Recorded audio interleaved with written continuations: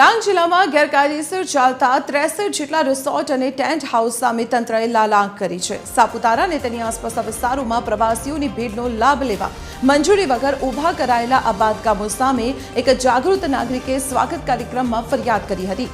આ બાબતે ગંભીરતાથી લઈ જિલ્લા કલેક્ટરે તપાસના આદેશ આપ્યા હતા। નાયબ જિલ્લા વિકાસ અધિકારીની તપાસમાં 63 બાંધકામો ગેરકાયદે હોવાનું સામે આવતા તેમણે સ્થાનિક સરપંચોને આ તમામ ટેન્ટ હાઉસ, રિસોર્ટ અને ઢાબા તાત્કાલિક સીલ કરી કડક કાર્યવાહી કરવાના આદેશ આપ્યા છે। તરફથી ડાંગ જિલ્લાની તમામ ગ્રામ પંચાયતોને નિર્દેશ આપવામાં આવ્યા છે કે તેઓ પોતાના વિસ્તારમાં ચાલતી આવી પ્રવૃત્તિઓ સર્વે કરે।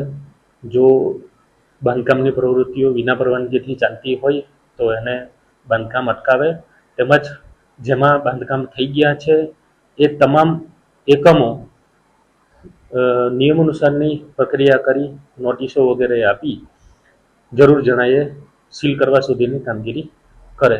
24 મેં કાર્ય કરેલી હતી કે જેમાં ડાંગ જિલ્લામાં કેટલા એને થયેલા છે અને કેટલા બાંધકામ મંજૂરી અપાયેલ છે, જેના સંદર્ભે આરટીઆઈમાં 82 એને જેવા મારી પાસે એને પત્ર આવ્યા, પણ એને પત્ર આવ્યા પછી મેં સ્થળ પર તપાસ કરી તો એક પણ વ્યક્તિએ બાંધકામ પરમિશન લીધેલ નથી।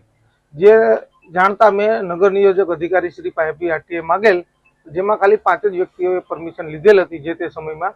બાકી ડાંગ જિલ્લામાં આજ દિન સુધીમાં, આ તો મેં તો ખાલી 2024થી જ કહેતો છું, પણ ભવિષ્યનો પણ જો તપાસ કરવામાં આવે તો લગભગ ડાંગ જિલ્લામાં 70% લોકોએ પરમિશન લીધેલ